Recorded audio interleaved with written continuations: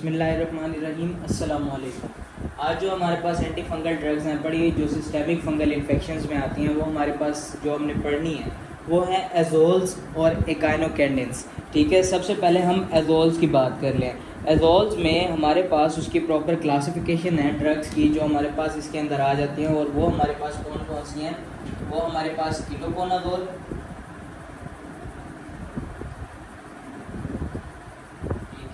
उसके बाद आ जाती है फ्लूकोनाजोल,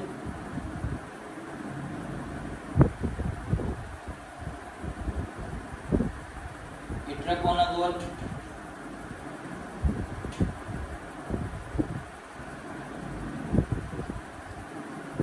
और लास्ट में हमारे पास ये दो आ जाती हैं वोरिकोनाजोल और ओसाकोनाजोल।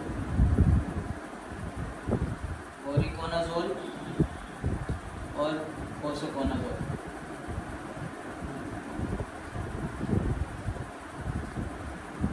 ये हमारे पास क्लासिफिकेशन है ड्रग्स की जो हमारे पास किसके अंदर आ जाती हैं, जो हमारे पास आ जाती हैं एजोल्स के अंदर। ठीक है, सबसे पहले हम बात कर लेते हैं कि हमारे पास जो मेन है हमारे पास कीटोकोनाजोल। ठीक है, वो हमारे पास क्या हमारे पास जो है उसका जो अपना है स्पेक्ट्रम है, और कौन कौन से इन्फेक्शंस में हमारे पास जो है वो यूज़ हो रही है। और मेनली जो है एजोल्स की अगर हम बात करें तो वो आखिर क्या हमारे पास उनका मैकेनिज़्म होता है जिसकी वजह से वो हमारे पास जो है इसके फंगल ग्रोथ को हमारे पास रोक रही होती हैं। ठीक है, हमने शुरू में जब मैंने आपको सेल वॉल और सेल मेम्ब्रेन फंगस के जो है वो आपको समझाया था, तब मैंने आपको बताया था एक स्टेप था वहाँ पे हमारे पास था जो सेल मेम्ब्रेन होती है ना, इसकी जो लिपिड बाइलेयर होती है, वहाँ पे कोलेस्ट्रॉल के बजाय क्या होता है हमारे पास एर्गोस्टेरोल।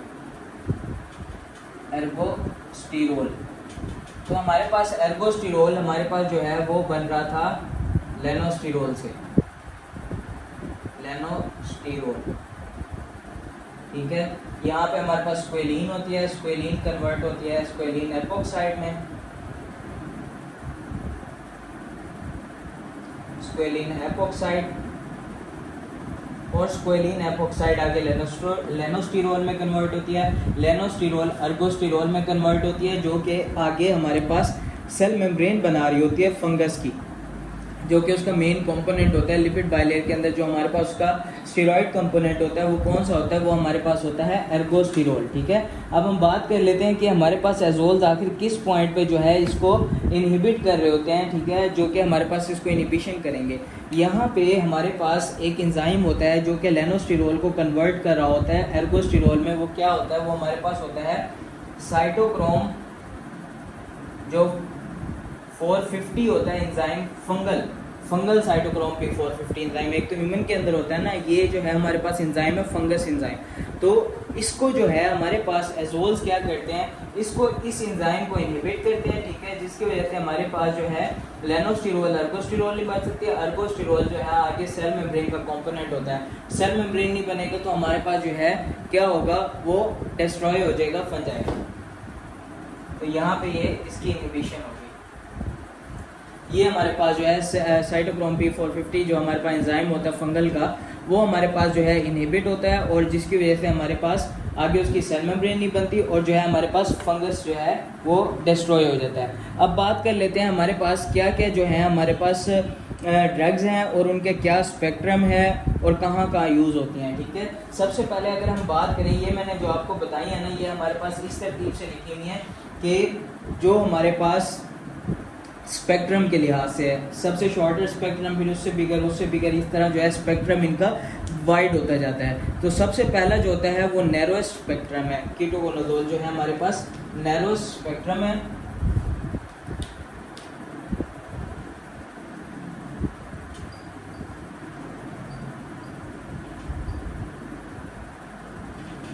नैरो स्पेक्ट्रम, और हमारे पास कौन से इन्फेक्शंस को ट्रीट करने में काम आता है, कैंडिडियासिस। ये जो चीज़ें अब आपको बताऊंगा ना हर ड्रग के साथ साथ, वो आपने लाजमी याद रखनी है, क्योंकि जो आपका पेपर है उसमें MCQ या SCQ के लिहाज से वो कुछ भी पूछ सकता है इनके अंदर, तो आपने ये लाजमी याद रखना है। ठीक है, फ्लूकोनाजोल जो है इससे थोड़ा सा वाइडर स्पेक्ट्रम होता है। ठीक है, और ये हम ज़्यादातर जो ड्रग ऑफ चॉइस होता है वो 3 चीज़ों के लिए होता है। एक जो होता है, और ये 3 सीज आप याद कर लें फ्लूकोनाजोल के अंदर, एक कैंडिडियासिस, ठीक है, एक कॉक्सीडायोड्स, और तीसरा हमारे पास क्रिप्टोकोकस। तो सबसे पहले हमारे पास जो आ जाता है ये drug of choice for oropharynx candidiasis,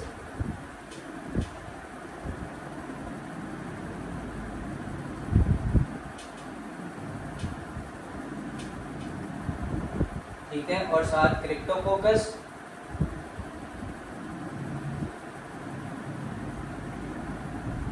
और कॉक्सीडायोड्स।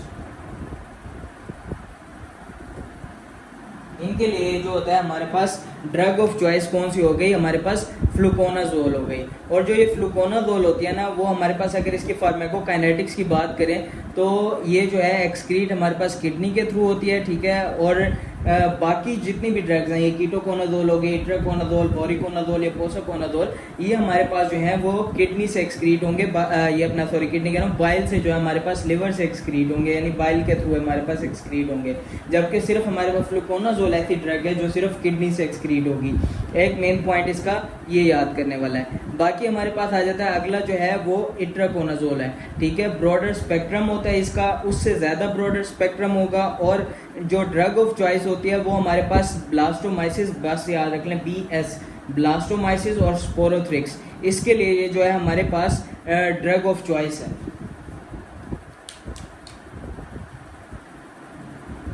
ब्रॉडर स्पेक्ट्रम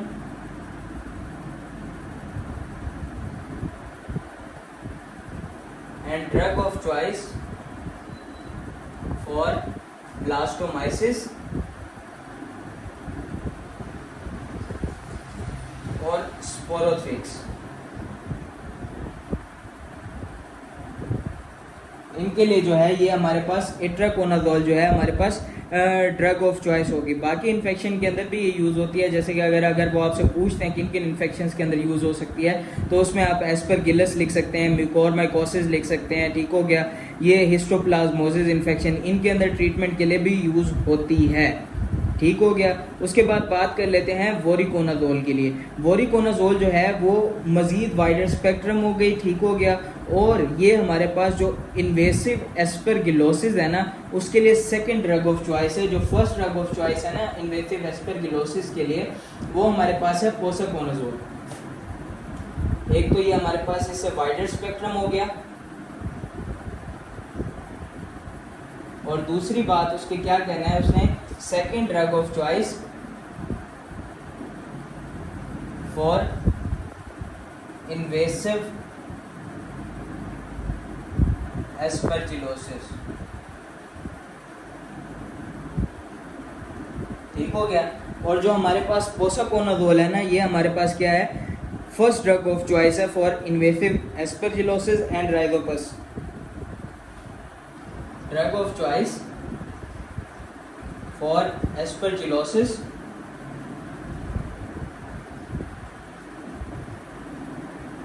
और राइजोपस। इन फंगल इन्फेक्शंस के लिए जो हमारे पास फर्स्ट ड्रग ऑफ चॉइस है वो कौन सी है, हमारे पास पोसाकोनाजोल होगी, ठीक है। और जो वोरिकोनाजोल है ना, इसमें आपने एक और चीज़ भी याद रखनी है, जो हमारे पास इम्यूनो कॉम्प्रोमाइज्ड या एड्स के पेशेंट होते हैं ना, ठीक है, उनके अंदर जो है हमने फंगल इन्फेक्शन को ट्रीट करने के लिए हम वोरिकोनाजोल देते हैं इम्यूनो कॉम्प्रोमाइज्ड पेशेंट्स के अंदर।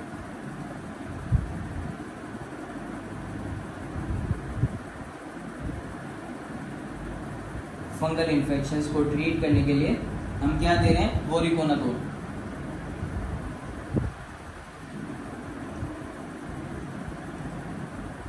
यहाँ पे ये जो है हमारे पास इसकी सारी ड्रग्स जो है हमारे पास वो मेनली जो है ख़त्म हो जाती हैं। अब हम बात कर लेते हैं इसकी जो टॉक्सिसिटी है ना, उनकी बात कर लेते हैं कि हमारे पास इसके टॉक्सिक इफेक्ट्स क्या क्या हैं पड़े।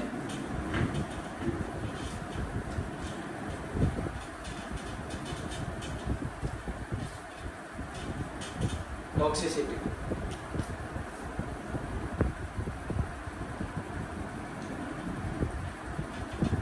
अब इसमें जो कॉमन जो टॉक्सिक इफेक्ट है ना, जो हर ड्रग से, जो हर एजोल से आ रहे होते हैं, जिसमें आ जाते हैं हमारे पास वोमिटिंग, डायरिया और हेपेटोटॉक्सिसिटी। ये जो हमारे पास ये जितने भी हमारे पास एजोल्स हैं ना, वो सब में हमारे पास इसका साइड इफेक्ट जो होता है ये है वोमिटिंग, ठीक है, और हमारे पास जो हेपेटोटॉक्सिसिटी और diarrhoea.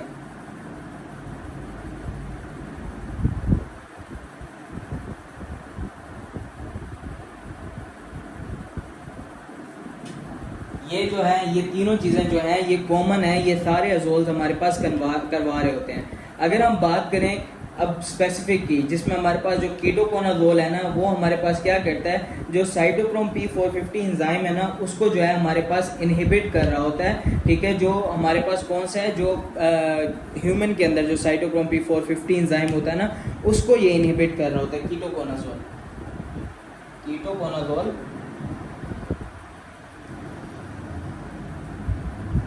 Inhibit cytochrome P450 enzyme, ठीक है।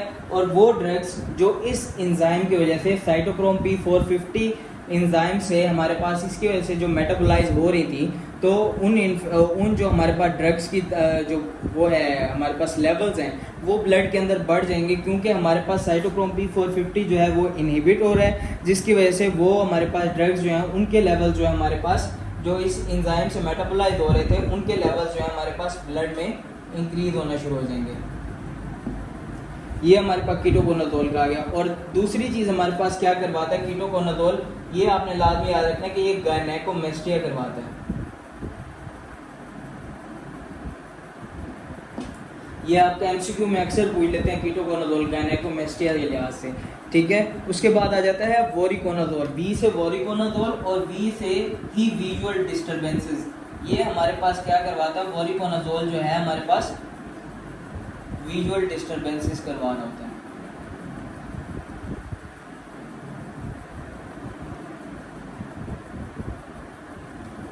ठीक हो गया। यहाँ तक जो है हमारे पास सारे एजोल्स वाला टॉपिक जो है हमारा खत्म हो जाता है। इसके बाद हम बात कर लेते हैं किसके, इकाइनोकेंडेंस की, ठीक है। इकाइनोकेंडेंस में जो हमारे पास मेन चीज़ें हैं वो याद कर लेते हैं।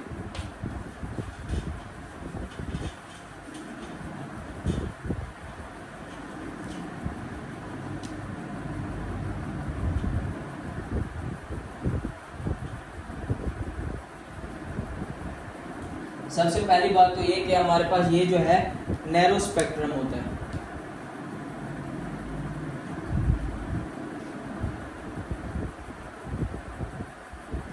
ये कैंडिडा को ट्रीट करने के लिए हमारे पास काम आएगा।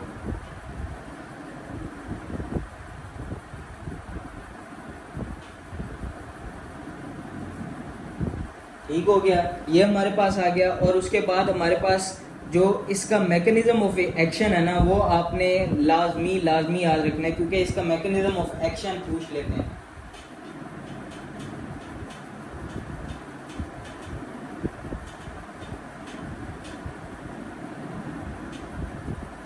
जब मैंने आपको सेल मेम्ब्रेन ड्रा की थी, तो सेल मेम्ब्रेन के ऊपर सेल वॉल थी। सेल वॉल के अंदर एक कंपोनेंट था बीटा ग्लूकेन।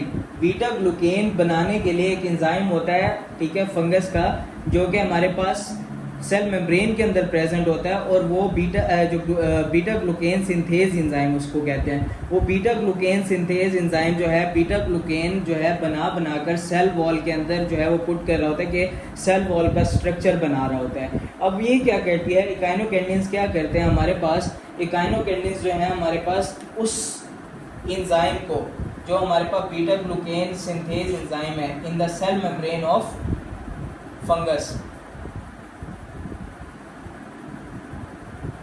उसको जो है ये इनहिबिट कर देंगे।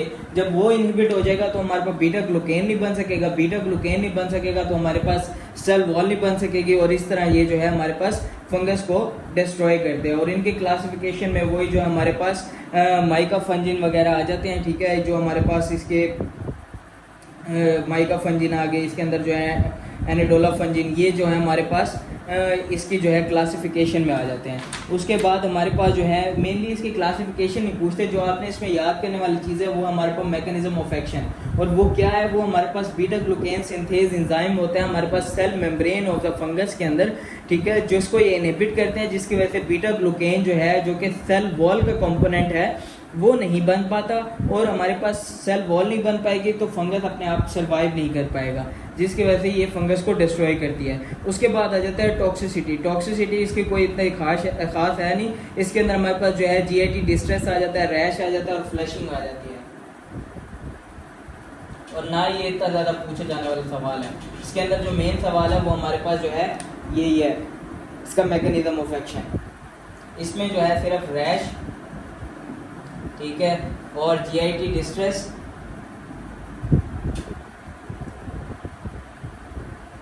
और फ्लशिंग, ठीक है। ये हमारा टॉपिक जो है इकाइनोकैंडियंस और एजोल्स यहाँ पे ख़त्म होता है। बाकी जो रह गया वो इंशाल्लाह जो है हम नेक्स्ट वीडियो में जो है कवर करेंगे और इसको कंप्लीट करेंगे टॉपिक को एंटी फंगल ड्रग्स के। और अभी तक कुछ ना समझ आया इस वीडियो में तो आप कमेंट्स में पूछ सकते हैं। इस वीडियो के लिए इतना ही। Thank you. अल्लाह हाफिज़।